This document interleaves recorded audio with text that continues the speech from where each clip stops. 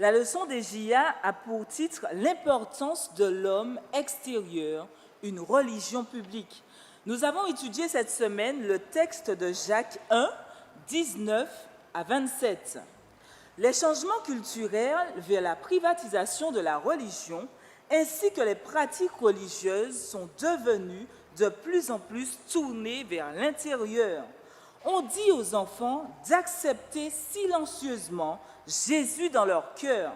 Les prières d'action de grâce pour un repas sont dites la tête baissée et les lèvres immobiles. Quand leurs plans sont remplis de ministères et de communion pieuse, les prières silencieuses d'abandon sont les bienvenues. Et même les conversations avec tact sur les pratiques spirituelles sont de bonnes choses. Le danger vient quand les petites habitudes créent un état d'esprit qui nous pousse, nous jeunes, à nier et ainsi à ne pas témoigner de notre vie spirituelle. Vivre la vie chrétienne ne devrait pas avoir seulement des conséquences internes. La sphère d'influence devrait être dramatiquement impactée pour le bien et constamment touchée pour l'effusion d'une vie d'amour pour Dieu. Une telle vie ne doit donc être gardée privée. Nous sommes appelés, selon Jacques, à avoir des réactions divines. Connaissant les passions qui surgissent souvent dans les cœurs humains, Jacques donne, dans Jacques 1, verset 19, un modèle de réaction. Soyez prompts à entendre, lents à parler, lents à vous mettre en colère. Cette instruction est donnée pour tout homme. Donc personne n'est exempt de son importance. Il met l'accent également sur la compréhension, la patience et la réception plutôt que sur la défense ou l'expression passionnée. Quelle est la raison pour laquelle le croyant devrait faire cela? Nous avons la réponse dans Jacques 1, verset 20. La colère de l'homme ne produit pas la justice de Dieu. Même lorsqu'elle est alimentée par des sentiments et des désirs les plus intenses de régler les choses, la colère humaine naturelle ne conduit pas à une réaction qui glorifie Dieu. Les humains font de mauvais jugements, sont pris dans des préjugés et vont même trop loin. Il vaut mieux se concentrer sur l'écoute, la compréhension et la patience, puis réagir lentement. L'apôtre Jacques nous conseille de tendre vers une religion efficace. Il ne mâche pas ses mots. Selon lui, il est possible de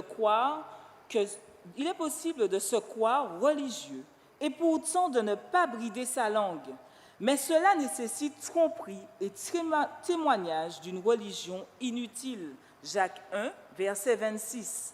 La vraie religion, souligne-t-il, doit changer les parties les plus fondamentales et les plus omniprésentes de notre être. Ce n'est pas une couche supérieure de bonté à étaler sur tout le reste. C'est un déterrement et une transformation de tout, même la façon dont on parle. Comment pouvons-nous alors mettre la parole en pratique? On entend bien souvent « Croyez seulement, ayez foi en Christ.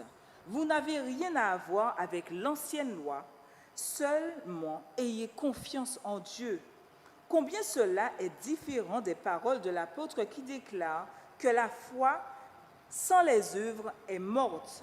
Il dit dans Jacques 1, verset 22, « Mais mettez en pratique la parole et ne vous contentez pas d'écouter.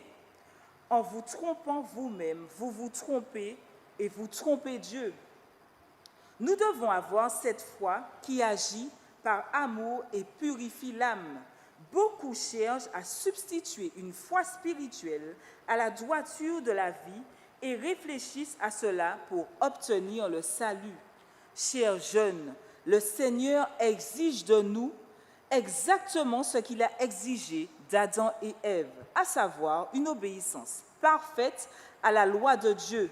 Nous devons avoir la justice sans défaut.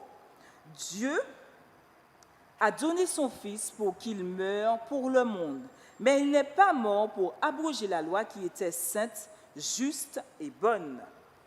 Dans Jean 1, verset 29, il est dit « Voici l'agneau de Dieu qui ôte le péché du monde. » Chers jeunes, sachez que pour chaque âme repentante, le message est « Venez maintenant et raisonnons ensemble, dit le Seigneur. Même si vos péchés sont comme le cramoisi, ils deviendront blancs comme la neige. S'ils sont rouges comme la pourpre, ils deviendront comme la laine. » Ésaïe 1, verset 18. Maintenant, sommes-nous prêts à brider nos langues? Bon sabbat à tous.